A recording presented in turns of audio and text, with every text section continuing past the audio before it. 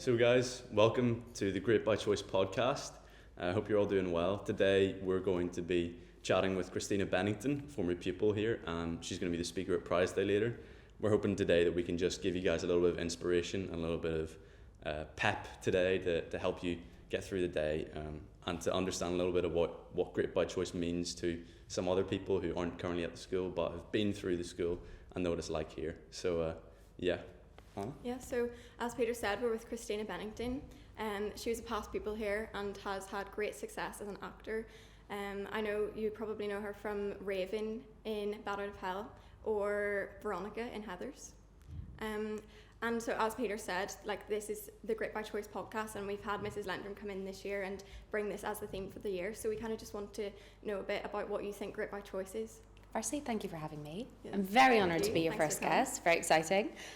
Great by Choice to me is a really interesting concept because something I always like to tell people about when they ask me what it means to be successful is that choice is actually, in my opinion, the most important part of it, because we all have such different lives and such different souls and opinions that I think greatness itself can be anything and it can look like anything. And for me, it's really important to have a clear point of view, to have an opinion and to have choice. I was very lucky that when I was at school, my parents and most of my teachers really did give me the choice and freedom to have my point of view on what greatness looks like. And for me, that was a little bit different than most people, and luckily it's worked out. So I think greatness by choice is about knowing yourself and knowing what will make you happy and what will fulfill you. Great, thanks very much. So a few little questions for you. First of all, what does a day in the life of Christina Bennington look like? Always start with coffee. I don't know if that's a fantastic way to start my day, but it is truthfully what I do. My days are never the same. Genuinely, I have absolutely no routine in my life, which I know could be kind of anxiety inducing for a lot of people, but for me it's quite exciting. I work as a reformer Pilates teacher when I'm not an actor. So a typical day when I'm not in an acting job would look like me teaching some Pilates classes, probably doing some auditions, some self-tapes, seeing a lot of people. I'm a professional lady who lunches, and potentially working out or doing some kind of I do a lot of PR activities as well, because I am also an eco-sustainability influencer, sort of by accident actually. But I suppose the answer to your question is never the same, ever. That's great. So when you were here at school, what was it like for you, and what have you learned through school that helped you to get where you are? I genuinely had a fantastic time at school.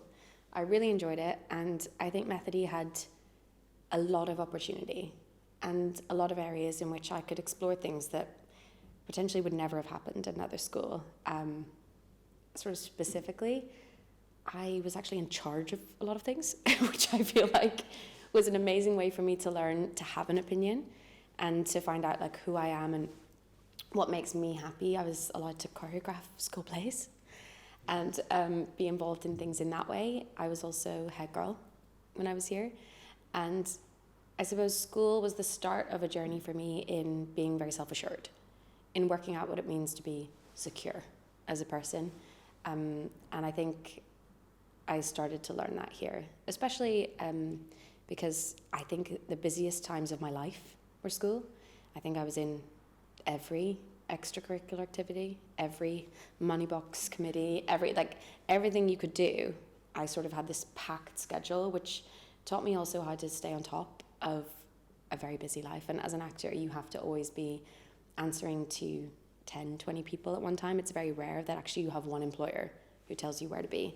So school taught me how to be disciplined and stay calm and handle actually 10 to 20 people at one time asking me to do things and where to be. So I guess that's a very long-winded way of school taught me how to handle life and pressure. Yeah. And you said earlier that most people were very supportive of what you wanted to do, but were there any people who sort of wanted you to go down more of a vocational route of education or job? How did you sort of decide to stick with what you wanted to do? I decided very, very young that I wanted to be an actor or a singer. I think originally I wanted to do sort of more opera, classical. And I do remember I did entertain the idea of doing a choral scholarship at a more traditional university. But then I just realized that actually those more traditional routes of, you know, that people were saying, oh, you should do medicine, you've got great exam results. I was like, I literally hate blood. That is not going to work out. And famously, actually, Mr. McCluggage, big shout out, told me I'd never make it in a lighthearted way. But he said, you know, you should have a backup. You should have something more stable and something more secure. And I'm not saying it's a bad idea to have a backup. I often tell people that you have to have something else that makes you happy, for sure. But there were a lot of teachers who did say, look, you clearly know what you want. So, you know, on your head be it, kind of thing, in the nicest way possible. And I think being an actor, like any other job, if you choose it, then it's the right thing for you. And I was very much sure in my choice and what I wanted, which I think also I was very lucky at a young age to know what I want to do, because I think it's also super cool to explore lots of things and decide much later. And who knows, I might do another 10 jobs in my life at some point. I don't know. Great. So probably the answer to this will probably be no, but if you could repeat your time at Methody, would you change anything or would you do it exactly the same? I would maybe be in like 2 less clubs. Yeah. I think I could have done a little bit less.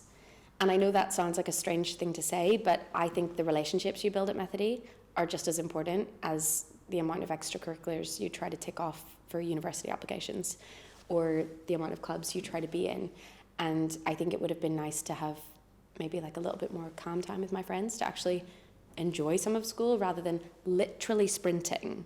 I mean, I was known for like having a crazy walking speed, because I'd be like, oh, I've already done girls choir, but I have to be at this recital, and then I've got a money box meeting, and then, you know, I think I even did like admin for MUN. Like, why? But I just felt like I need to take every opportunity and do every single thing. And I think the thing I would change is you don't have to do everything. It's okay just to enjoy yourself too. Yeah, I know the feeling. Yes. Yeah. Yeah. So other than that, do you have any like advice that you would give people who are still going through school, just to again help them better with getting better skills for life? And I do, and it's actually something I'm going to say today in my prize day address. Okay. But I will tell you now, for any of you who aren't going to be there, that for me, it's really amazing to have loads of goals in the future, and it's incredible to have things that you can look back on and be like, that was so fun. But I think the greatest marker of happiness and true success is being able to be present in the now and what actually this moment is. And I think a lot of us at school try to wish it away. You think like, oh, I can't wait till I can drive. Can't wait till I'm 18. I can't wait to be at university. Can't wait to do my dream job. But if you take that expression of I cannot wait, it doesn't really make a lot of sense. Because if you say, I cannot wait till my school days are over, for example, then you're almost waiting to live your life until it's over. So my main advice is change how you frame that in your brain. Like, don't say, I can't wait to do something. Instead, say, I'm excited about this. So that your school days don't become wishing that time away until the next thing. That actually, whatever moment, whatever day you're in, whatever class, even if it's a class you don't love, don't wish it away. Because then you're essentially saying, I don't think I should get to live my life until I hit a certain thing or a certain point. So try to just be where you are and take whatever lesson that moment gives you rather than skipping to the next. Yeah, Great, thank you. Yeah. No, I don't know if there's a story behind this at all, but we've been told to ask you something about the Vicar of Dibley and a Terry's chocolate orange. As per Mr. Gallagher's request. So why did I do that? When we did the Easter concert at the waterfront, and we were doing a medley of Howard Goodall songs. Yeah. And I was in upper sixth, I think. Why did I do that?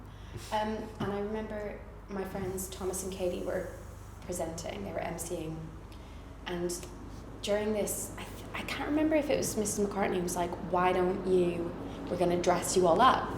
So someone dressed up as like the alien from Red Dwarf, and someone dressed up as this, and I dressed up as Don French from the Vicar of Dibley. Okay, yes. And I thought it'd be really funny to eat some Terry's chocolate orange. If you don't remember, that was her thing. Don French also advertised Terry's chocolate orange. Ironically, I'm now vegan, so couldn't do that. But at the time, I think I ate 2 full Terry's chocolate oranges on stage. On stage? On stage, in the waterfront, in the space of less than 2 minutes. 2 full Terry's chocolate oranges. How did you sing? Were you singing? No, I wasn't singing. Oh. I had a wig. I was dressed fully as the figure of Dibley in front of everyone singing, and I only did it because I thought it would be funny. I actually don't even think anyone else agreed or thought it would be funny. I was like, this will be so good. And I ate 2 full Terry's chocolate oranges in the space of like 2 minutes, yeah. It's pretty impressive. I don't even know if anyone noticed. Do you know what I mean? Like, Yeah. But I was like, so funny. I just really loved them. I think I was just looking for an excuse. Wow, that was really weird choice by me. But maybe the first of my strong acting decisions. Yes. Yeah. Well, thank you. And I mean, you have to have a lot of confidence to do stuff like that, and you have to have a lot of confidence in what you do. But do you have any tips for us on how we can be more confident on like singing on stage or even just giving a speech? Sure. I actually teach a lot of imposter syndrome lessons at drama schools, weirdly. And the thing I tend to teach people about being confident is there is no point in trying to be like anyone else. There is literally pointless, because you will never be as good as someone else at being them. But obviously you're always going to be the best at being you. So if you can find the kind of essence of what your energy is, of what makes you different, and lean into that, then everything becomes much easier. So if you say, I am this, this, and this, that is my core energy of me, then if you get up to do a song and you think they're expecting me to be X, Y, and Z, but you don't feel like you're those things, you just dismiss those things, and instead you lean into the things that actually are inherently you. Okay. And then everything feels like it makes more sense. Yeah. That's great. That's great. Thank you. Yeah. That's great. Thanks very much. Yeah, no, that's awesome. I mean, yeah, thanks. Yeah, thank you very so much much for for taking the time to coming talk to and us. speaking to us. Yeah, it's been Yeah. great. Yeah, I mean, I think one thing I take away is just to sort of choose what you want to do and go for it, you know, because if you make that choice, then that's on you, and it's on you in a good way, but it's also on you in a bad way. But at the same time, you know, it's you making the choice, it's not anyone else Yeah, and making it's the so choice important for as you. well to say that you can make the choice to not make the choice yet. Yeah. Yeah. That is also Yeah. Mhm. totally amazing. If you're like, Mhm. I actually don't know what I want to do today in this situation, in my career, whatever it might be, you can say, I'm choosing to take more time to explore and Yeah. do different things. Like, don't let someone tell you that your instincts aren't necessarily correct, because what you think for you will always be right in that moment, even if it's just that you're not sure what's right for you in that moment yet. Okay. It's still Yeah. true. Okay. Thank you Great. so much. Yeah. Thanks very much, Christina. You're great by choice. Thank you so much. Thank you. Yeah. Thanks very much. Yes, and everyone, don't forget to tune into the next podcast. Yeah. See who else is great by choice. Indeed. Thanks very much, Thank guys. you.